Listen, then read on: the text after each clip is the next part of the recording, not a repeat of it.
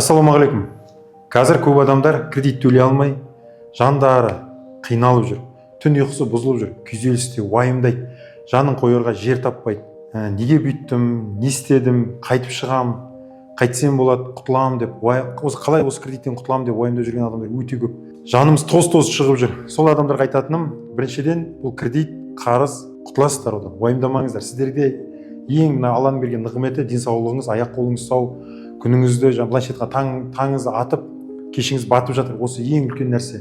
Сондықтан бірінші кезекте біз енді жалпы кредиттен, мәселеден, күйзелістен қиналып, бұл қабылданған шешімдердің қате қабылданған шешімдердің кесірінен осындайға келіп отырмыз.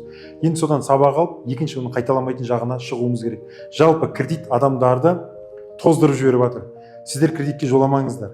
Біріншіден, қарызға кірдің ба, біттің ба, төлей алмай жатсың ба, уайымдап жүрсің ба, сен мынаны ойла. Біріншіден, енді кредит алмаймын. Енді кредитпен кредиттің мәселесін шешпеймін. Кез келген мәселені шешетін кезде кредитті ойламаймын. Осыларды қабылдаңдар. Одан кейін көшеге шығып, жүрші, бетің ауған жаққа қарай кет. Алда телефонды ал, құлағыңа наушникті сал, Құран сүрелерін қой, ұнайтын музыкаларыңды қой да жаяу жүр, кет. Жүре бер. Аяғың әбден талғанша жүре бер. Ойларының бәрі өз жөніне келе бастайды. Сосын тыныш ұйқыны ізде. Дұға ет. Дұға ет дегенде Алладан, Құдайдан сұра.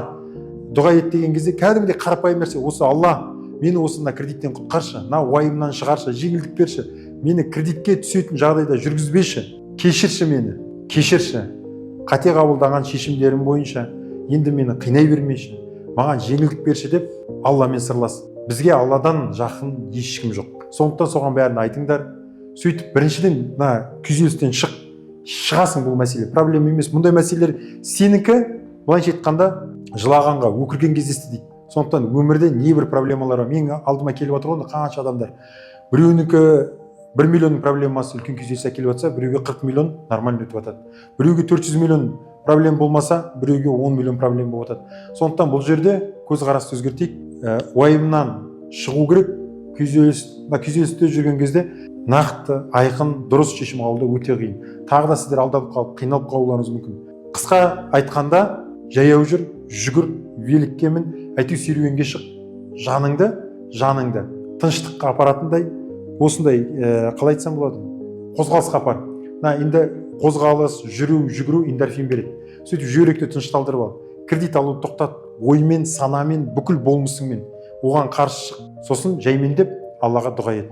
Бәрі ретке келеді. Шын айтамын. Сөйтші.